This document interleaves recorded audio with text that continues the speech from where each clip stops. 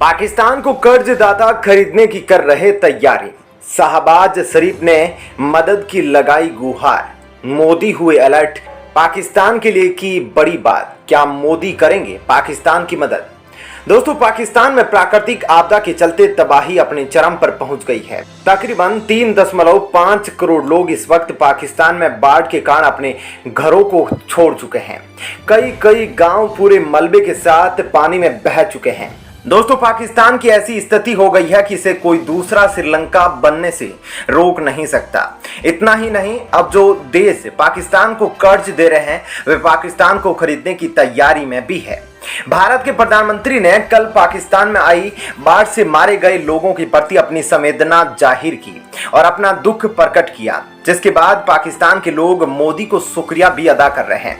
इतना ही नहीं, पाकिस्तान की सरकार प्रधानमंत्री मोदी से फिर से व्यापार शुरू करने की गुहार लगा रही है ताकि पाकिस्तान को बिकने से बचाया जा सके। लेकिन भारत ने जब पाकिस्तान के साथ हाथ आगे बढ़ाए तब पाकिस्तान ने पीछे से भारत की पीठ में खंजर घोंपे हैं।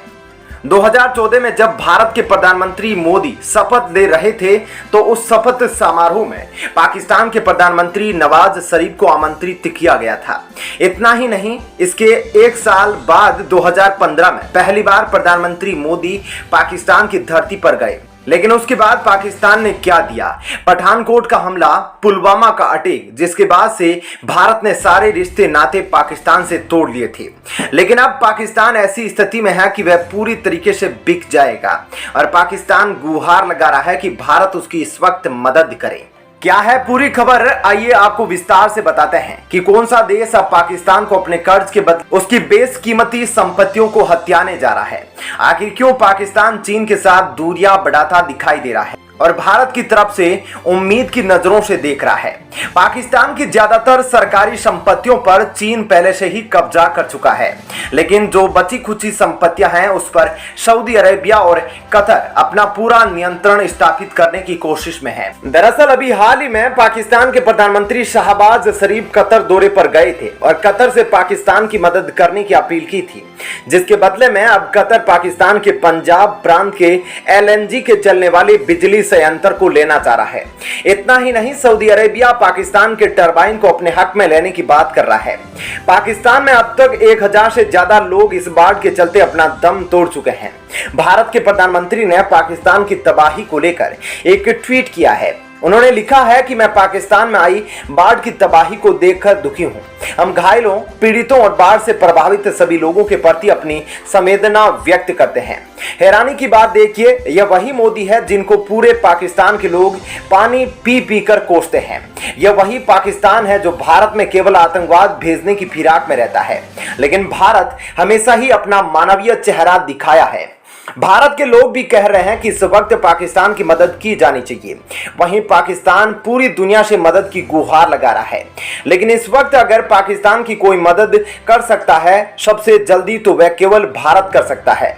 लेकिन पाकिस्तान किस मुंह से भारत से मदद मांगे? आज तक पाकिस्तान ने अपनी सारी ताकत भारत विरोधी एजेंडे में लगाई है, तो किस हैसियत से भारत से मदद की गुहार लगाए? तो दोस्तों, यह तो थी इस वीडियो की पहली खबर, लेकिन इस पर आप क्या राय रखते हैं? क्या भारत को इस वक्त पाकिस्तान की मदद कर देनी चाहिए या फिर नहीं? कमेंट सेक्शन में जरूर बताएं। अब आइए आपको दूसरी खबर के बारे में बताते हैं। भारत की ओर से पहले लद्दाख की ऊंची चोटियों चीन सेना के जहन्नुम का टिकट काटने के लिए खतरनाक हथियारों की तैनाती कर चुका है। आकाश मिसाइल डिफेंस सिस्टम की तैनाती पहले ही कर चुका है। वह डिफेंस सिस्टम जो पूरी तरीके से स्वदेशी है और चीन के द्वारा दागे गए उसी मिसाइलों को हवा में नष्ट करता है जो किसी रिहायशी इलाके में आकर गिरते हैं। यानी कि यह डिफेंस सिस्टम खतरनाक होने के साथ ही किफायती भी है।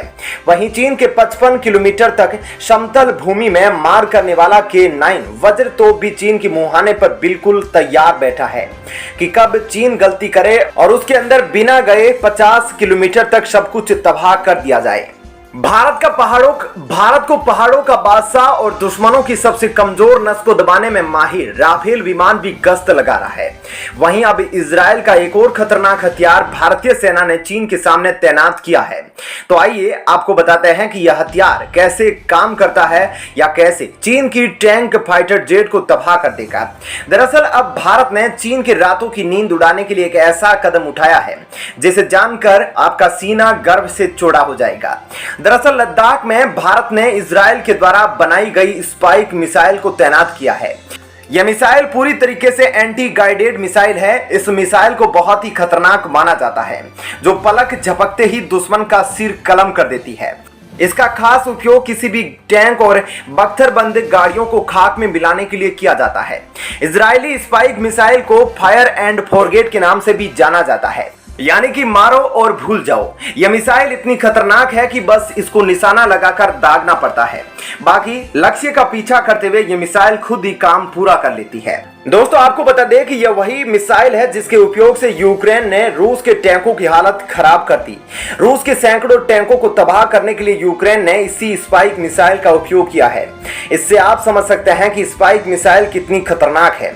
जब एक शक्तिशाली देश रूस इस मिसाइल के सामने मात्र एक दर्शक बनकर रह गया। इस मिसाइल को कई तरीके से लॉन्चर से लॉन्च किया जा सकता है। वहीं आपको बता दें कि जेवलिन मिसाइल से ज्यादा खतरनाक स्पाइक मिसाइल को माना जाता है। भारत की ओर से लद्दाख में स्पाइक मिसाइल की तैनाती इसी वजह से की जा रही है क्योंकि चीन की ओर से सीमा के पार टैंकों की संख्या में भारी इजाफा किया जा रहा है। स्पाइक मिसाइल की सबसे बड़ी खासियत यह है कि इसे कंधे पर रखकर भी दागा जा सकता है, तो वहीं हेलीकॉप्टर से भी इस मिसाइल को फायर किया जा सकता है। इतना ही नहीं, इसे आर्मी के टैंकों तक पर भी फिट किया जा सकता है। इस मिसाइल का निर्माण इजरायली कंपनी राफेल एडवांस सिस्टम ने किया है। स्पाइक मिसाइल के 3 वेरिएंट मौजूद है, जिनमें मैन पोर्टेबल, व्हीकल लॉन्च और हेलीकॉप्टर लॉन्च शामिल है। इस स्पाइक मिसाइल को ऑपरेशनल रेंज 32 किलोमीटर तक है। वहीं इस मिसाइल को भारत इजरायल से इमरजेंसी खरीद के तहत खरीद रहा है। अब भारतीय सेना इस स्पाइक मिसाइल का इस्तेमाल कई रूपों में लद्दाख में करने वाली है। एक तरफ इसका इस्तेमाल अपाचे हेलीकॉप्टर से किया जाएगा। अपाचे हेलीकॉप्टर पहाड़ों का बहुत ही खतरनाक हेलीकॉप्टर है, ऊंची ऊंची पहाड़ियों तक उड़ने की पूरी ताकत रखता है। तो अब इसी हेलीकॉप्टर में स्पाइक मिसाइल को तैनात किया जाएगा। यदि चीन अपनी टैंकों को भारतीय क्षेत्रों की ओर घुसाने की कोशिश करता है तो इन्हीं टैंकों का इस्तेमाल भारतीय सेना चीन के टैंकों को तबाह कर सकेगी। भारत की तैयारियों से चीन को मिलने वाला संदेश पूरी तरीके से स्पष्ट और साफ है कि अगर चीन ने भारत से उलझने की कोशिश की तो इस बार चीन को दोगुना नुकसान उठाना पड़ेगा। उधर इजराइल जब भी चीन की चालबाजी देखता है और भारत जब इजराइल से कोई मदद मांगता है, इजराइल कभी भी इनकार नहीं करता है। तो दोस्तों इस वीडियो में इतना ही, लेकिन आपको यह खबर पसंद आई हो तो वीडियो को लाइक और साथ ही भारत और इजराइल की दोस्ती के लिए जय हिंद जरूर लिखें। धन्यवाद।